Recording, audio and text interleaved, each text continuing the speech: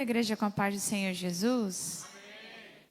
Quero externar minha alegria de estar cultuando juntamente com esta igreja.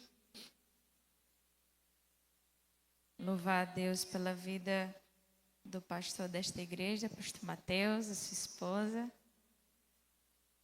seu filho, irmão Samuel. Não é Mateus.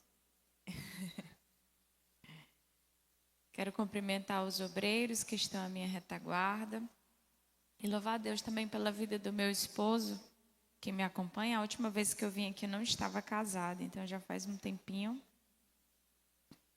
Jesus me deu um presente maravilhoso. Quero convidar você para abrir a sua Bíblia em Lucas, capítulo 24, a partir do versículo 13.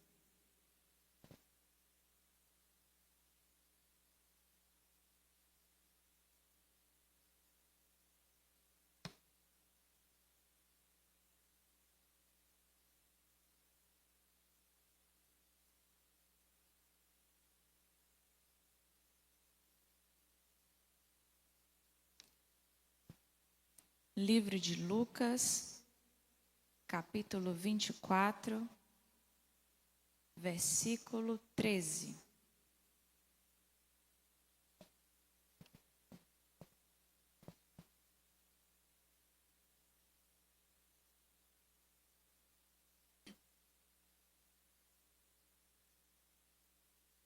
Deus está aqui. Aleluia, tão certo como o ar que eu respiro, tão certo como a manhã que se levanta, tão certo como eu te falo, tu podes me ouvir. Você pode cantar de novo, Deus? Deus está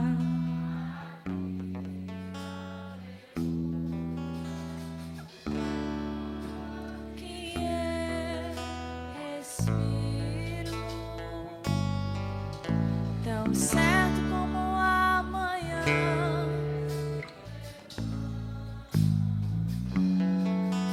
tão certo como eu. Você encontrou? Lucas 24, versículo 13. A gente vai ler um pouquinho de versículo para a gente entender o contexto. Versículo 13. E eis que no mesmo dia iam dois deles para uma aldeia que distava de Jerusalém 60 estádios, cujo nome era Emaús. Iam falando entre si de tudo aquilo que havia sucedido. E aconteceu que, indo eles falando entre si, fazendo perguntas um ao outro, o mesmo Jesus se aproximou e ia com eles. Mas os olhos deles estavam como que fechados, para que o não conhecessem. E ele lhes disse: que palavras são essas que, caminhando, trocais entre vós? Por que estáis tristes? E respondendo cujo nome era Cleopas, disse-lhes: és tu só peregrino em Jerusalém, e não sabes as coisas que nela têm sucedido nestes dias? E ele lhe perguntou: quais? E eles lhe disseram: as que dizem respeito a Jesus Nazareno, que foi homem profeta, poderoso em obras e palavras diante de Deus e de todo o povo. E como os principais os sacerdotes e os nossos príncipes o entregaram à condenação de morte e à crucificação. E nós esperávamos que fosse ele o que remisse Israel. Mas agora, sobre tudo isso, e já hoje o terceiro dia desde que essas coisas aconteceram, Ainda que também algumas mulheres dentre nós nos maravilharam, as quais de madrugada foram ao sepulcro, e não achando o seu corpo, voltaram dizendo que também tinha visto uma visão de anjos, que dizem que ele vive. E alguns dos que estavam conosco foram ao sepulcro e acharam ser assim, como as mulheres haviam dito, porém a ele não viram. E ele disse: ó nécios e tardios de coração para crer tudo o que os profetas disseram. Porventura não convinha que o Cristo padecesse estas coisas e entrasse na glória? E começando por Moisés e todos os profetas, explicava-lhes em todas as escrituras o que dele estava escrito. Então chegaram à aldeia para onde iam, e ele fez como que ia para mais longe. E eles constrangeram, dizendo: fica conosco, porque já é tarde e já declina o dia. E entrou para ficar com eles. E aconteceu que, estando com eles à mesa, tomou o pão e o abençoou, partiu e lhe deu. Abriram-se-lhe então os olhos e o conheceram, mas ele desapareceu-lhes. E disseram um ao outro: porventura não ardia em nós o nosso coração, quando pelo caminho nos falava e quando nos abria a escritura? E na mesma hora, levantando-se, tornaram para Jerusalém e acharam congregados os 11, os que estavam com eles, os quais diziam: ressuscitou verdadeiramente o Senhor e já apareceu a Simão. E eles lhes contaram o que lhes aconteceu no caminho e como deles fora conhecido no partir do pão. Glória a Deus por esse texto. Essa é uma passagem talvez um pouco conhecida dos discípulos no caminho de Emaús. Aqui é um pouco de cenário de desesperança, de frustração, por causa de uma notícia recebida. Após a morte de Cristo Jesus, ele morre, passam-se 3 dias, que é o que o texto diz, já passou 3 dias e cadê ele? Algumas mulheres estão falando por aí que viram ele, que ele está vivo, mas eu não vi. Eu não vi ele vivo. O cenário desses homens que estavam caminhando nesse caminho é um cenário de frustração. Eles estão frustrados. São 2 discípulos frustrados. Por quê? Porque ele estava esperando a ressurreição do Messias, só que a notícia é: ele morreu. Entenda que eram 2 pessoas que abriram mão daquilo que acreditavam, abriram mão do judaísmo e se apegaram àquilo que Jesus ensinou. Só que de repente chega a eles a seguinte informação: já é o 3º dia. Cadê? Cadê ele? Tem gente que está falando que ele ressuscitou, mas eu não vi, a gente não viu ele. Aí o texto diz que eles estão caminhando e comentando acerca disso, falando sobre a sua desesperança. Estão 2 pessoas conversando sobre a sua frustração. Eles foram frustrados, porque eles esperavam uma coisa e o que eles esperavam não aconteceu.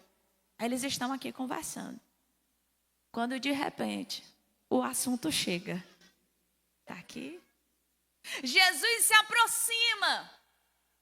Só que o texto diz que eles não reconhecem a presença de Jesus perto deles. Porque muitas das vezes nós estamos tão tomados por uma frustração e ausência de esperança que nós não conseguimos perceber a presença de Cristo Jesus conosco no caminho. E várias vezes nós percebemos isso na Bíblia. Em João capítulo 20, no versículo 14, Maria Madalena vai procurar o seu Messias. aleluias. Cadê o meu mestre? O texto bíblico diz que Jesus já havia ressuscitado.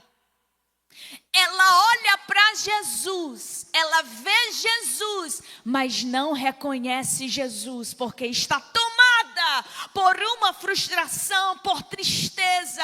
O texto fala que ela está chorando. Ela olha para Jesus, não reconhece Jesus, Jesus olha para ela.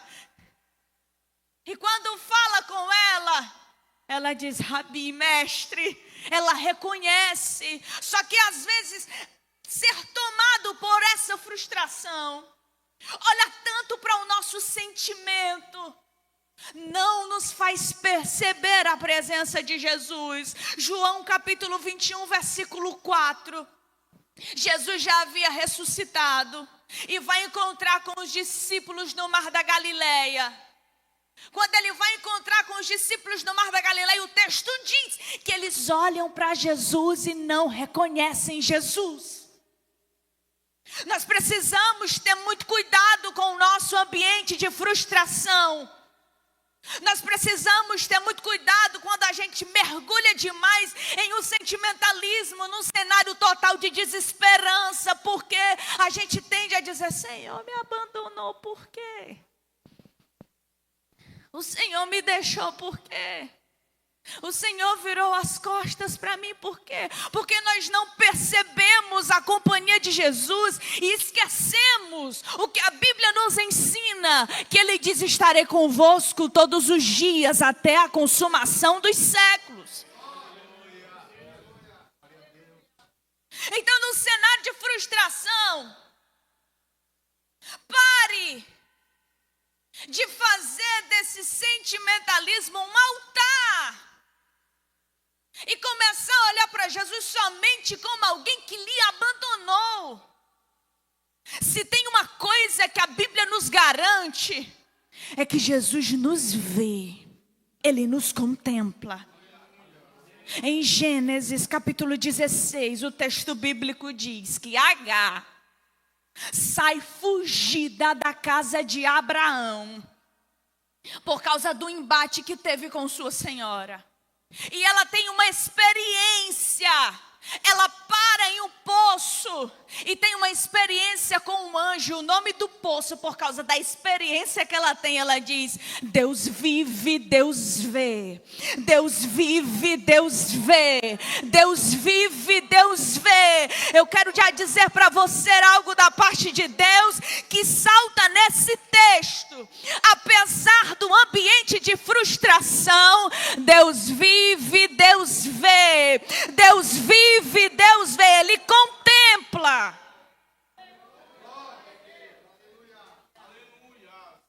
Ele é aquele que nos vê.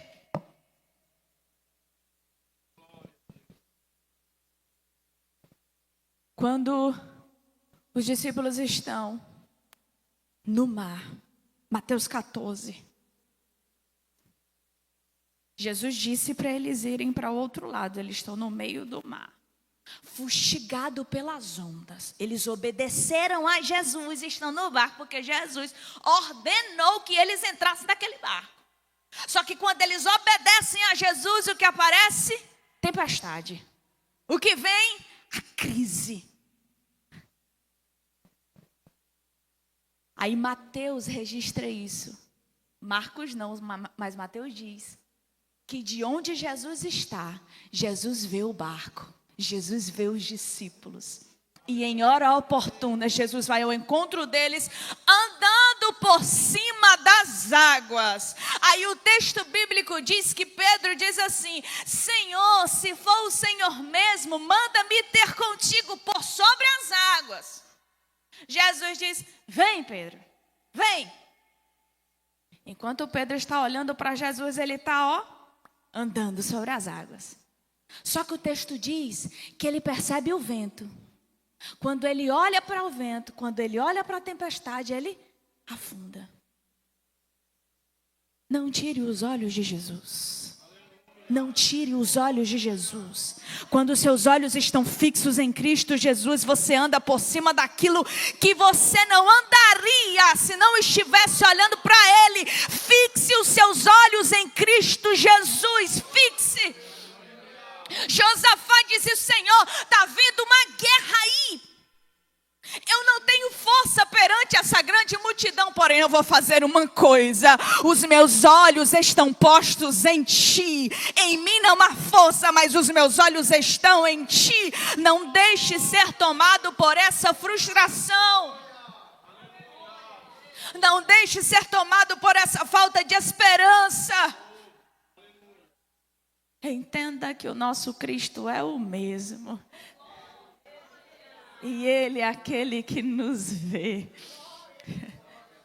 Aí Jesus se aproxima dos discípulos e pergunta assim: o que é que vocês estão conversando? Qual o assunto aí? O assunto, perguntando qual era o assunto.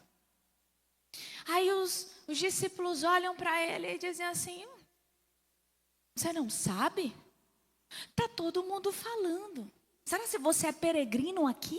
Porque está todo mundo comentando sobre Jesus, o Nazareno. Aí os discípulos começam a jogar para fora a sua frustração. Gente, Jesus, ele tem uma didática pedagógica de chegar diante da gente para que a gente jogue diante dele a nossa frustração. E os discípulos fazem isso, jogam diante de Jesus a sua frustração. O que foi que aconteceu com você? O que ele faz com Adão? Adão, onde tu estás? Deus sabia ou não sabia onde ele estava? Mas ele pergunta: onde tu estás? Estou escondido.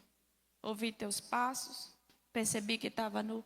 Quem foi que te disse isso? Por acaso tu comeu do fruto? Então Jesus, ele utiliza essa didática com a gente, para que a gente lance diante dele a nossa frustração. Me conta o que foi que aconteceu, o que é que vocês estão conversando. Tudo bem, você não sabe, eu vou contar. Aí eles começam a contar o motivo de neles não existirem mais nenhuma esperança. O Cristo, nós cremos nele, nós ouvimos sobre ele. Aí eles descrevem sobre Jesus, o profeta, poderoso em palavras. Olha a forma que eles falam de Jesus. O profeta, poderoso em palavras, poderoso em obras. Eles destacam Jesus como alguém poderoso. Ele morreu. Só que o que eles ouviram era que ele ia ressuscitar, mas já é o terceiro dia e ele não ressuscitou. Está jogando a sua falta de esperança diante de Jesus. Porque esses discípulos, eles se apegaram a uma única esperança de olhar para o Cristo que resolveria todos os seus problemas. Esses discípulos só conheciam o Jesus poderoso, o profeta poderoso, mas não conheciam o Cristo crucificado. Ele era poderoso em palavras. Ele era poderoso em obras. Nós ouvimos a respeito que até morto ressuscitou. Nós ouvimos a respeito de que aleijado de nascença passou a andar. Poderoso em obras. Ele falava e alguém era curado. Poderoso em palavras. Mas eles não citam o Cristo crucificado, porque só esperavam o Cristo vitorioso. Os discípulos só conheciam o Cristo vitorioso. O Cristo que morreu na cruz, eles não citam porque não conhecem. E às vezes nós estamos exatamente com essa visão. De achar que o evangelho é sempre lá em cima.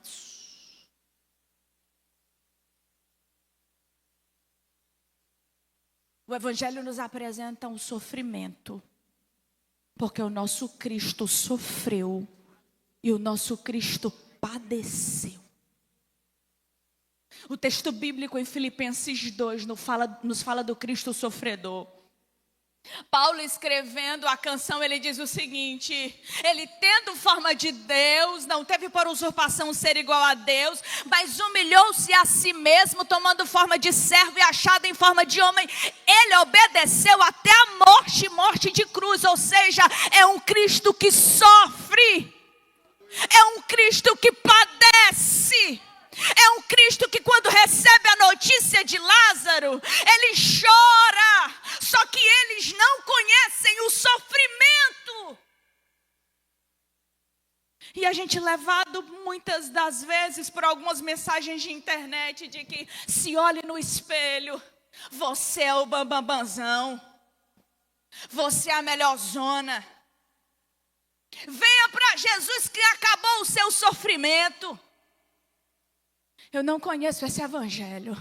O evangelho que nós conhecemos é renuncie a si mesmo, negue-se a si mesmo, tome a sua cruz, aí você me segue. Às vezes nós estamos acostumados somente com as mãos poderosas de Jesus e não queremos o seu sofrimento. O apóstolo Paulo escreve em Romanos 8, vocês participam comigo do meu sofrimento, para participar da glória comigo.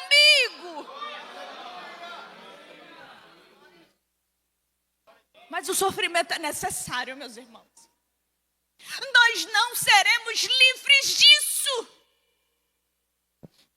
Nós não escaparemos disso, porque o nosso Cristo sofreu.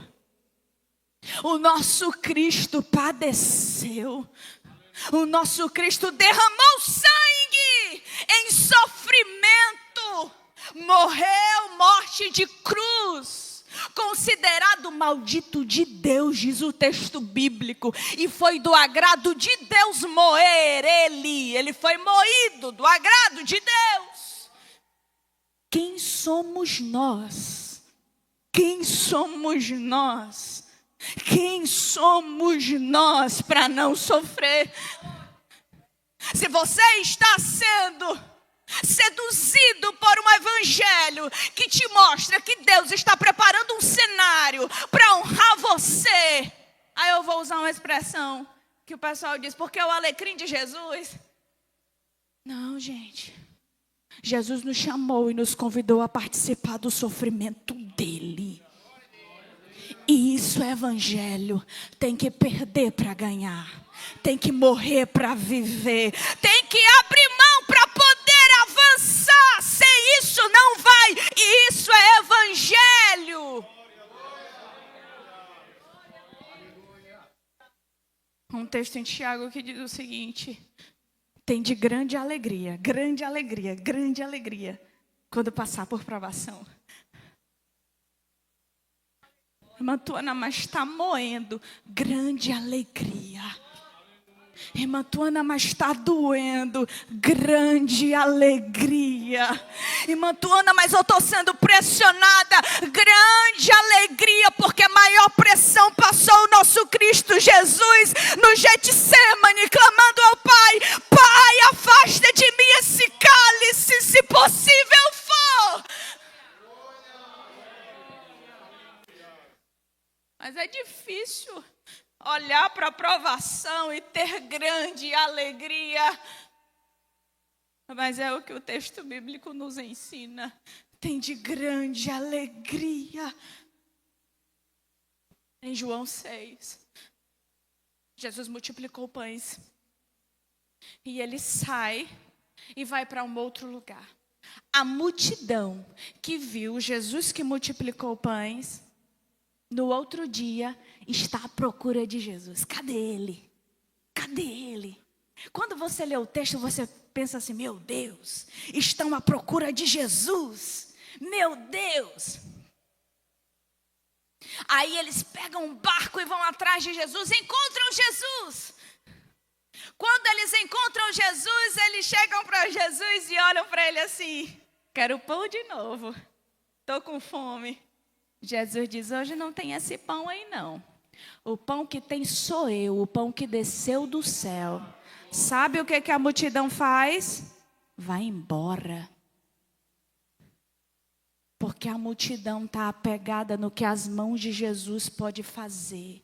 Mas tem dia que a mão dele vai olhar para você e vai dizer não. E nós precisamos estar preparados para isso quando ele nos disser não. Aí Pedro Porque Jesus olha para os discípulos que restaram e diz assim: e vocês não vão embora também não? Aí Pedro diz assim: para quem? Para quem? Para quem iremos? Para quem? Não temos para quem ir. Se só tu tens a palavra de vida eterna. O que Pedro está dizendo é o seguinte: pode não ter pão, pode não ter peixe, o que não pode faltar é a tua presença, porque a tua presença é o que eu preciso. Essa é a mesma declaração de Abacuque. A figueira pode não florescer, pode não dar fruto da vide, mas todavia eu me alegrarei no Senhor, no Deus da minha salvação. Eu quero dizer algo a você da parte do Senhor Jesus. Podem todas as portas estar fechadas, pode tudo estar cerrado, mas se alegrem em uma coisa, se alegrem em uma coisa: Cristo Jesus vive.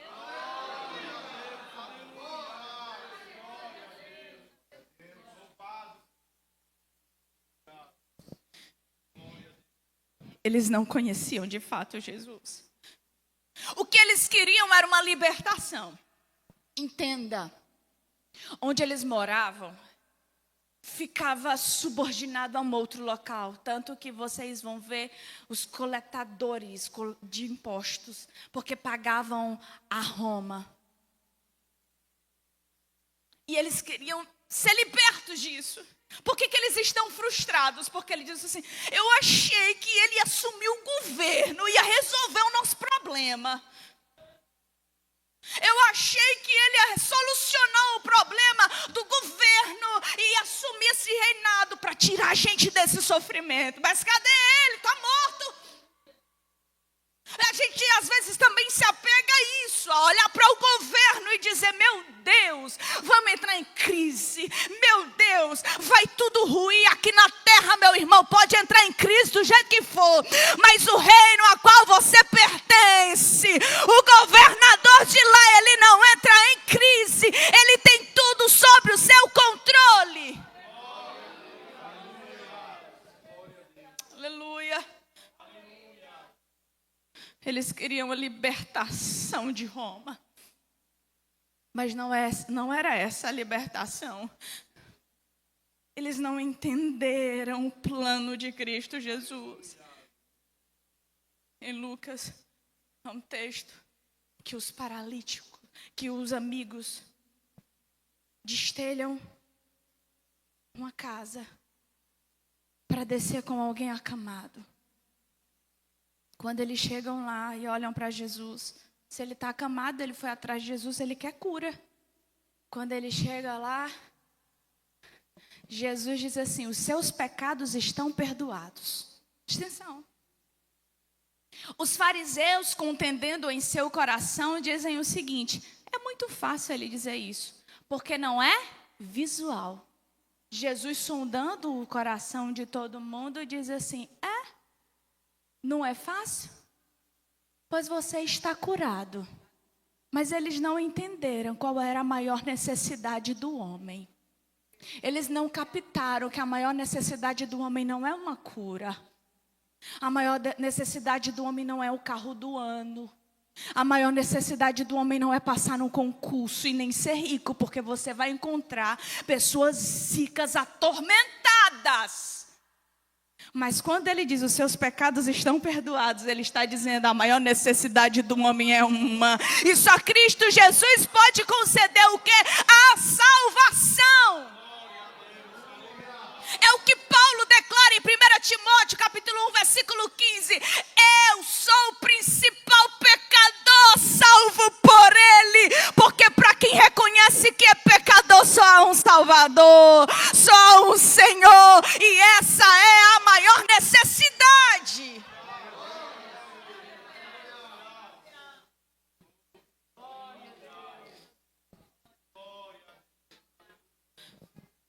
A gente se embola muitas das vezes na coisa e diz o seguinte: essa pregadora pequenininha está falando porque ela não conhece minha vida. Mas para eu ser feliz, eu preciso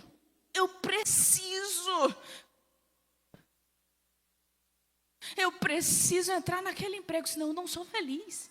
senão minha vida está arruinada. Eu preciso ter essa promoção. Para eu ser feliz, eu preciso casar. Só há um que suprirá todas as suas necessidades. Só há um, e eu vou dizer para você essa noite que chegou se sentindo: Senhor, eu estou me sentindo tão mal porque há uma insuficiência dentro de mim. Eu venho te apresentar o Cristo Jesus suficiente. Se você tem a Ele, você não precisa de absolutamente mais nada. Porque Mateus capítulo 6 diz o seguinte: buscai primeiro o reino de Deus e a sua justiça, e todas as coisas serão acrescentadas. O que são todas as coisas? Você precisa de comida para viver, papai dá. Precisa de roupa para vestir, Ele dá. O que você precisa para viver, Ele dá. Se você tiver a Cristo, nada irá lhe faltar. Absolutamente nada. Aleluia. Aí Jesus, ouvindo a frustração dele, eles botando para fora. Jesus olha para ele e diz assim: ó, nécios, vocês demoram a entender as coisas. Vocês não entenderam. O texto bíblico diz que Jesus começa a pregar para eles. Vocês não entenderam o evangelho de fato e o plano de Jesus de verdade. Esse Jesus que vocês estão falando, Ele tem mão poderosa. Mas quando Ele não realizar o milagre que você quer, Ele ainda é um Deus poderoso. Mas quando Ele não abrir a porta que você quer, Ele continua sendo um Deus poderoso. Quando você quiser muito uma coisa e estiver acordando de madrugada, fazendo campanha de oração, pedindo: Senhor, eu quero. De repente Jesus chega e diz: não! Ele ainda é um Deus poderoso. Aí Ele começa a pregar: vocês não entenderam o plano de salvação. Jesus começa: da descendente da mulher nascerá um que pisará a cabeça da serpente e ela lhe ferirá o calcanhar.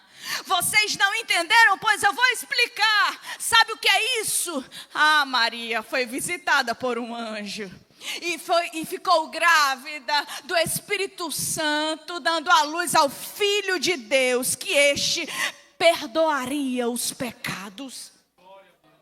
Ele começa a pregar para o povo. Isaías escreveu isso. Gente, os profetas escreveram isso. Porque um menino vos nasceu, um filho se nos deu, e o principado está sobre os seus ombros. E ele será chamado Maravilhoso Conselheiro, Deus Forte, Pai da Eternidade e Príncipe da Paz. Isaías também escreveu no capítulo 53 sobre o servo sofredor. Ele foi levado ao matadouro como o cordeiro mudo. Jesus começa a expor as escrituras para eles.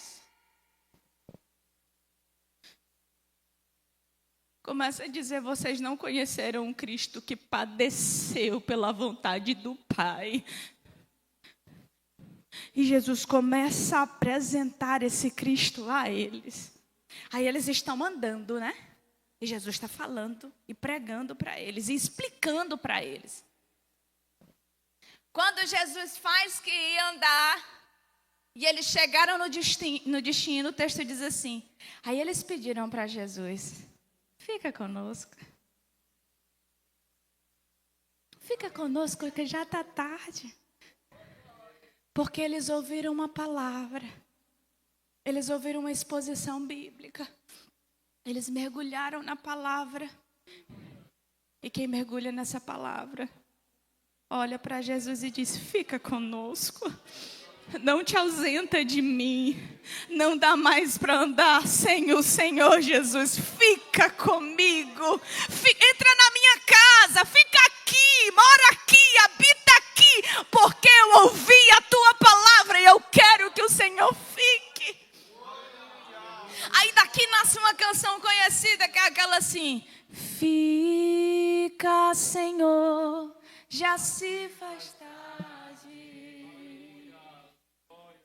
Tens meu coração para pousar. Faz em mim morada Fica, Senhor, fica, Senhor. Tu achou o tom? Fica, Senhor, já se faz tarde. Põe a mão no seu coração e peça para Ele ficar. Tens meu coração.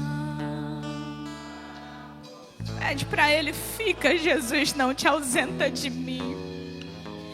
Faz em mim morar.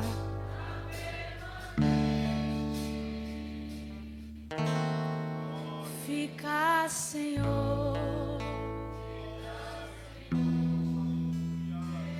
Aleluia, glória a Deus, aleluia. Pediu para Ele ficar, deixa eu dizer a boa notícia. Ele fica. Ele entra na casa. Eu sinto direção do Espírito Santo de Deus para dizer o que eu vou dizer agora. Eu sei que você está batalhando dentro da sua casa, clamando a Jesus para ficar lá. Pela autoridade do Espírito Santo de Deus, eu quero dizer a você essa noite: tu és templo e morada do Espírito Santo de Deus. Ele habita em ti. Acalma o teu coração, porque é Ele que visita a tua casa.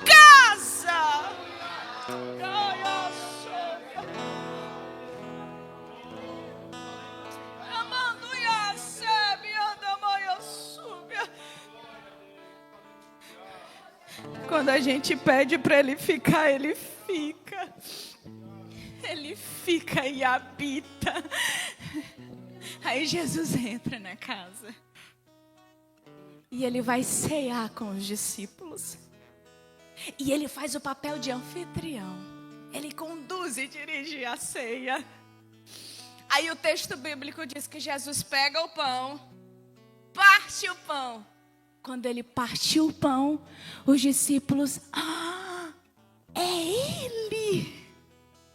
É Ele que estava conosco no caminho. Porque eles assimilaram. Jesus multiplicou os pães. Quando Ele ia multiplicar os pães, levantou o pão, partiu o pão, lembrou. Levantou o pão, é Ele que estava falando conosco o tempo inteiro no caminho.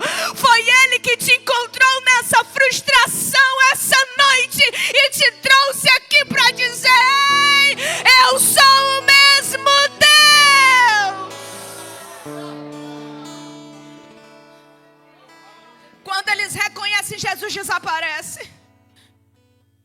Aí eles ficam: Ele, eu não posso segurar essa informação que eu recebi e acabei de ver. Porque o nosso coração estava ardendo. Enquanto Ele pregava para a gente. Ele disse para Jesus assim: não vai não, porque tá ficando tarde. Pois mesmo ficando tarde, eles saem de onde eles estão. Para quê, irmã Tuana? Ora, eles encontraram com o Cristo ressuscitado. A sua esperança voltou. Eles saem, se encontra com o povo e diz: eu tenho uma notícia para dar que não pode ficar amarrada a mim. O que é? Jesus Cristo ressuscitou e está vivo. A minha esperança está viva, está viva, está viva, está viva.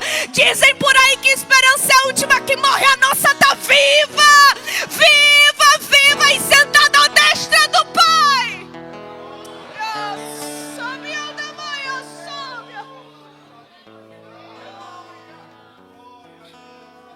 É uma informação que não dá para guardar. É uma informação que não dá para conter. Eu preciso chegar para o meu vizinho e dizer: Cristo E eu vou te dizer, eu tive um encontro com Ele no caminho. E Ele me revelou o plano de salvação. Ele tem o mesmo plano para você. Porque, meu amigo, durante o caminho o meu coração ardeu. Não dá para conter quando o coração arde. Quer ver? Jeremias capítulo 20. O profeta chega diante de Deus e diz: Senhor, o Senhor me iludiu. Mas toda vez que eu penso em parar e deixar de falar da tua palavra,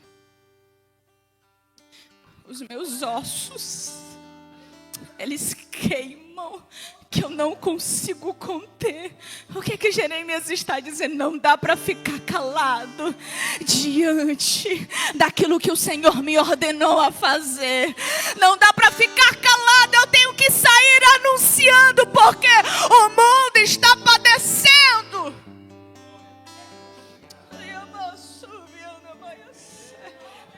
O mundo está padecendo. Nós vamos em alguns lugares e tá gente, eu quero cura, eu quero cura. Eu quero esperança, eu quero esperança. Eu preciso de paz, eu preciso de paz.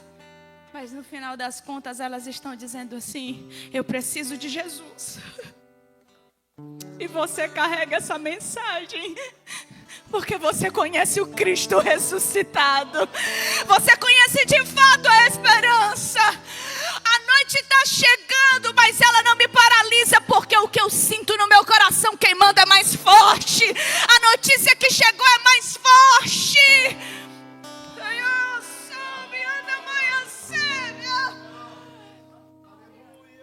O medo não vai te paralisar. Essa escuridão não vai calar a tua voz. Porque você recebeu uma notícia de boas novas.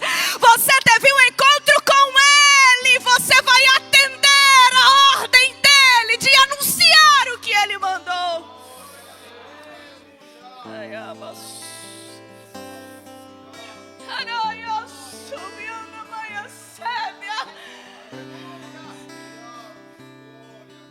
Existem pessoas aqui essa noite que estão na fase da frustração sem perceber a companhia de Jesus.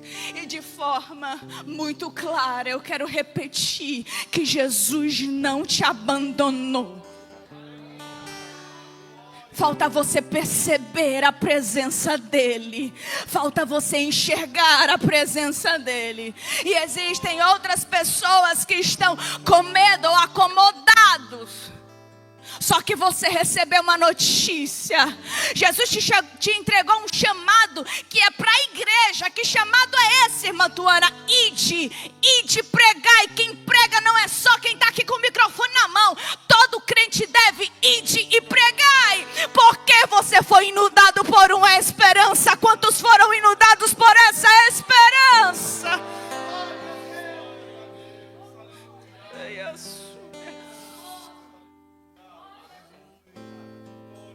Proclame a esperança.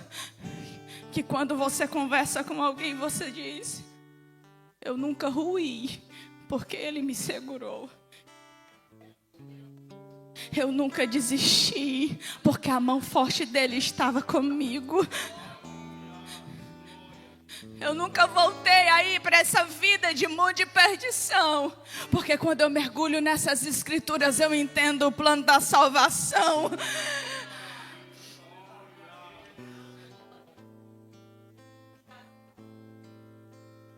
Eu quero convidar você para fechar os seus olhos nesse momento e te convidar a glorificar a esperança viva. A esperança viva. Ele está vivo. Ele está vivo. Ele está vivo. Ele está vivo. E esse mundo perdido precisa dessa notícia. Ele está vivo. Ele está vivo. A morte não pode o segurar. A morte não pode o deter. Ele vive. Ele vive. Ele vive.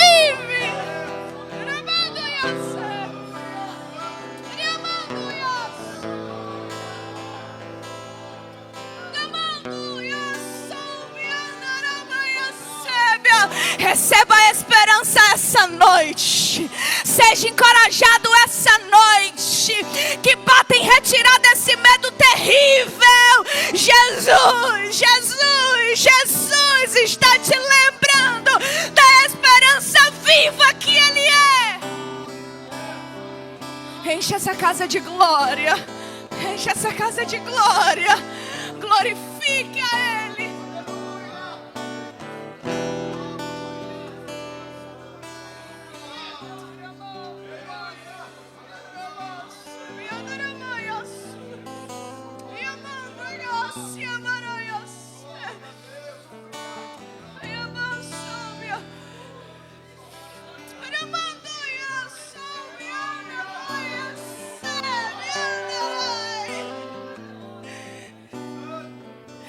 Ele vive. Ele vive. Teu vizinho precisa saber disso. Os teus familiares precisam saber disso. O encontro foi tão impactante que não dá para ter medo mais. Chega de medo. Fique de pé em nome de Jesus.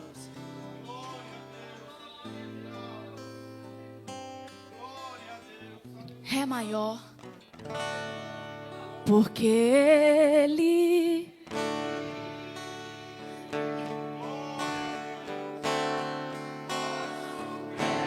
declare com fé.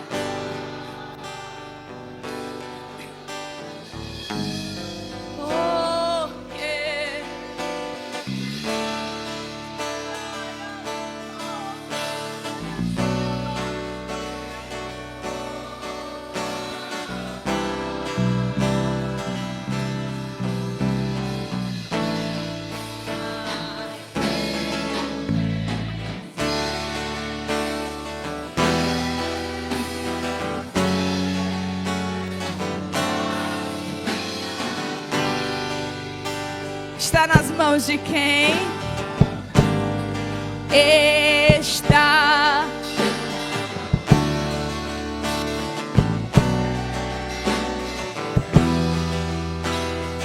Vive está.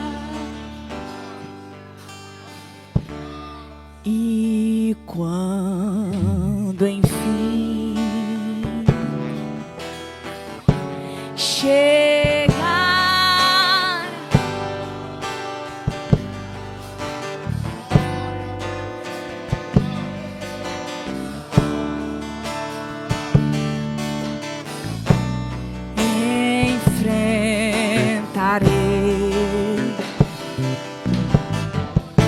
sem medo, então terei vitória, oh glória, irei agora ao meu Jesus que vive está. Declare porque Ele vive.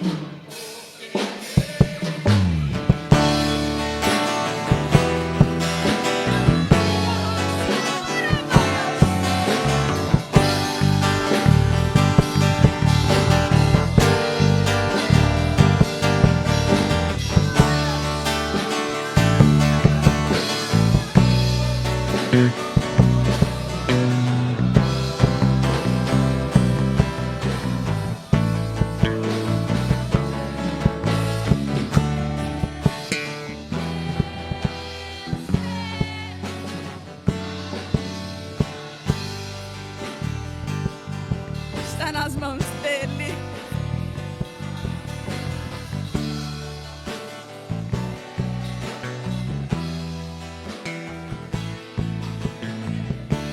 Feche seus olhos, Pai. Oh, Espírito Santo de Deus. Oh, Jesus Cristo. Nossa viva esperança. Senhor, eu te peço em nome de Jesus. Aqueles que chegaram aqui com o seu coração frustrado, visita agora, visita agora, visita agora. Aqueles que estão com medo da noite, Senhor, que esse medo bata em retirada agora. Eles vão anunciar a mensagem do Evangelho.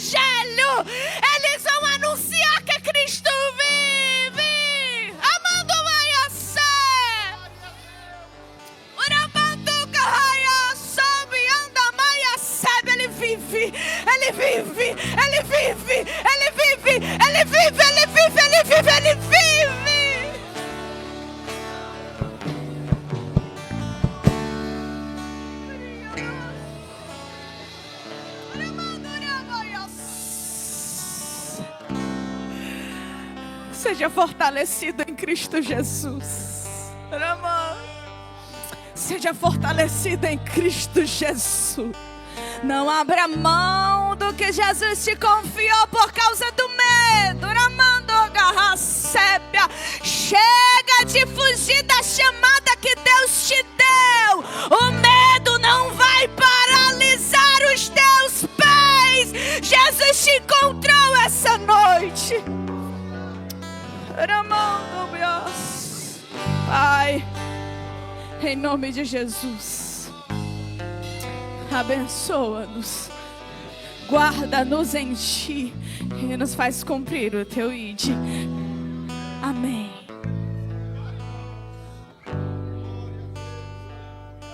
Glória a Deus.